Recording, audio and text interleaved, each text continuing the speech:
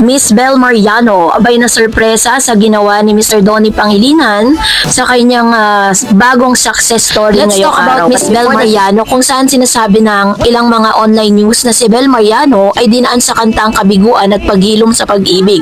Noong Feb 20, 2026, opisyal na inilabas ni Bel Mariano kanyang pinakabagong album na pinamagatang Like You.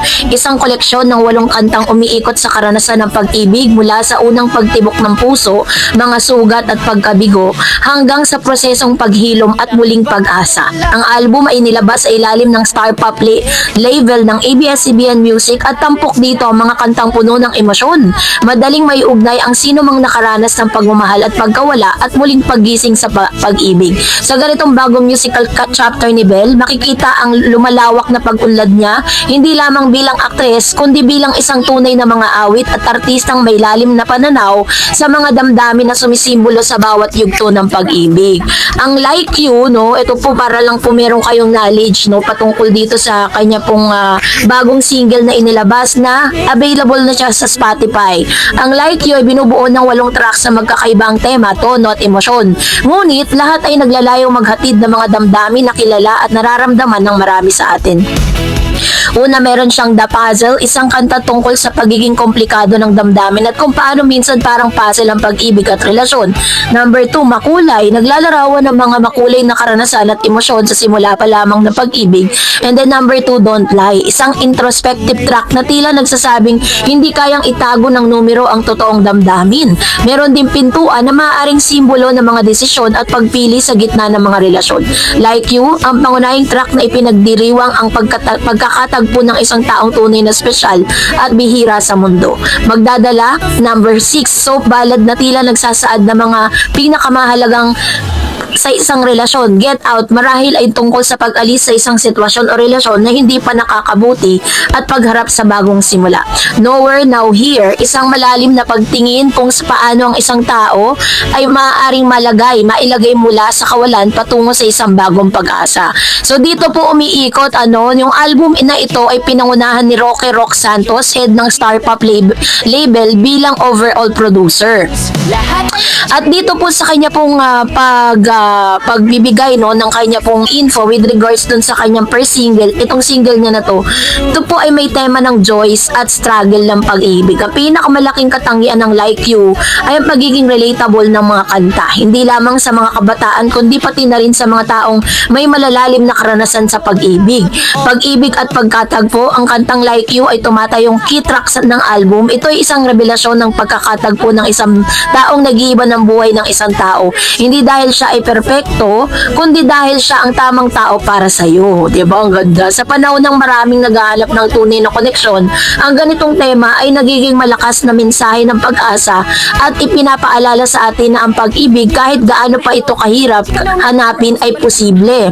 So hindi rin maiiwasan ng album ang realidad ng pag-ibig. Ang mga sakit ay hindi pinagpagkakaintindihan at mga pagkakamali. Ang mga kantang tulad ng Get Out ay maaaring sumasailalim or sumasalamin sa mga pagkakataon na kailangan buwagin o lisanin ang isang relasyon. Hindi dahil hindi mo na mahal, kundi upang ikaw ay umunlad at maghilom. So, isa rin sa mga tema nito ang paghilom at pag-asa.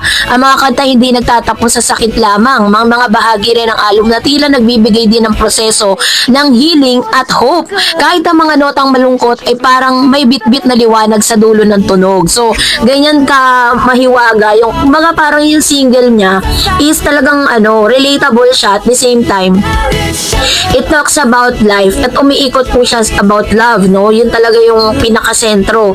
Love, hope, and healing.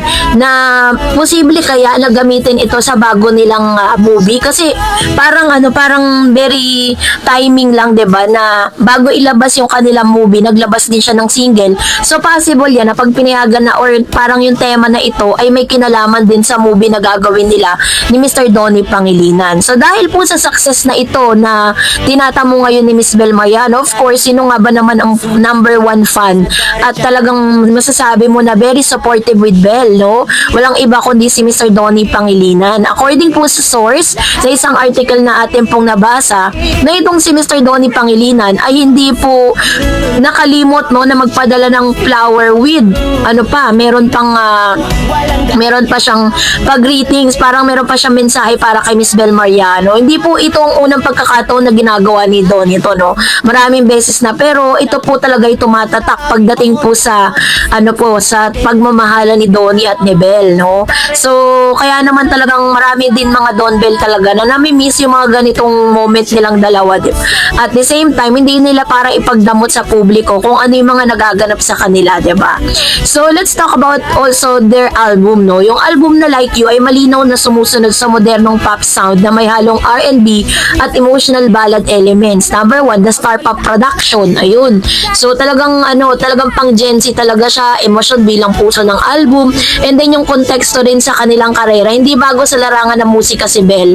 Bago ang Like You, naglabas na siya ng iba pang mga proyekto tulad ng album na Believe noong 2024 at ang EP and Solemn na tumatalakay sa paghilom at determinasyon. Mula noong unang album niya na Daylight hanggang sa EP na Somber at ang Solemn, may kita ang unti-unting paglago niya bilang singer-songwriter at artistang may sariling boses at pananaw sa musika. So, bagamat hindi ito ang unang beses na nagpakita ng musicality ang Like You, ay parang nagiging milestone sa kanyang career dahil sa malalim na tema nito at sa maayos na pagkakabuo ng tracklist na tila isang buong emosyonal na paglalakbay. Grabe yung hugot dito ni Miss Bel, ha? Kasi if I'm not mistaken, lahat po ng mga ginagawa niyang kanta, parang nilalapatan po yun ng ng harmony. Pero yung idea, it came from Miss Bel Mariano na parang tila parang talagang naranasan niya. At the same time, nagle-level up siya. Hindi lang siya parang pang very very light. Parang mas lumalalim habang tumatagal, no, yung mga nilalabas niya, mga singles niya, diba? So, mula sa social media reaction sa mga netizen ng tagahanga ng OPM, maraming positibong komento ang lumabas. Sabi niya, na-relate ang marami sa mga tema ng pag-ibig at paghilom. Pinuri ang Like You bilang heartfelt romantic ballad, na-appreciate ang emotional at malalim na letra ng iba pang mga kanta. At may ilan ding nagsabing mas malalim ang dating ng album kaysa sa inaasahan. May mga netizen din na umahangat sa pagiging versatile ni Bel, na hindi lang siya artista kundi isang tunay na musikero. This reflects growing appreciation of multi-facet artists in the Filipino entertainment industry. Kaya naman super proud ang kanya pong boyfriend, talagang masabi ang boyfriend na talaga dahil yung support na binigay niya kay Bel, grabe, daig pa talaga yung Kaya naman kino-congratulate natin si Miss Bel Mariano for this newly album na inilabas. So available na siya sa Spotify, pwede niyo siyang i-search at pakinggan doon. So that's it for today. For more videos and updates, please don't forget to like and subscribe, and please don't forget to follow my Facebook page, Dareds TV and Dareds channel. God bless everyone.